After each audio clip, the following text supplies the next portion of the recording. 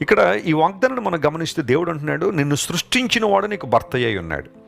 భర్త అనే మాట ఇంగ్లీష్లో హస్బెండ్ అనే మాట వాడబడింది. అయితే హిబ్రూలోకి వచ్చేసరికి బవాల్ అనే పదం ఉపయోగించారు.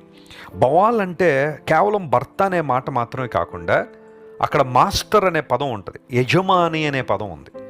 యజమానుడు, దేవుడు మన యజమానుడు, మనల్ని భరించువాడు లేదా మనల్ని నడిపించువాడు, మన బాధ్యతలను మోసే దేవుడు ఆయన, మన బాధ్యతలను భరించువాడని అర్థం. జాగ్రత్త గమనించండి. నిన్ను సృష్టించాడు కాబట్టి నీ పట్ల ఆయనకు బాధ్యత ఉంది. ఆయన నిన్ను సృష్టించేసి ఇష్టానుసారం జీవించామని దేవుడు నిన్ను వదిలిపెట్టలేదు.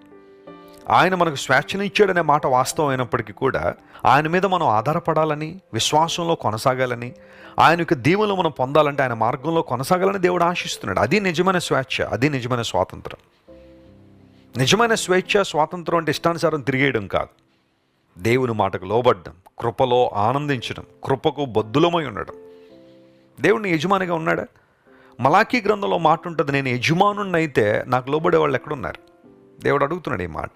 చాలాసార్లు మనం దేవుని ఆరాధించేటప్పుడు, స్తుతించేటప్పుడు Lord you are my master అంటాం, నువ్వు నా యజమానుడు ప్రభు అంటాం. కానీ నిజంగా దేవుడు మన యజమానుడు అయితే ఆయనకు లోబడుతున్నామా? ఆ రోజంతా చేసే పనుల్లో దేవుని మాటకు లోబడే మనసు ఉందా, లేదా మన ఇష్టానుసారం వెళ్ళిపోతున్నామా, మనకు తోచినట్టుగా వెళ్ళిపోతున్నామా? ఆలోచన చేయాలి. దేవుడు నిన్ను సృష్టించాలని నువ్వు గుర్తించినప్పుడు ఆయనని యజమాని అనే విషయాన్ని గుర్తించాలి.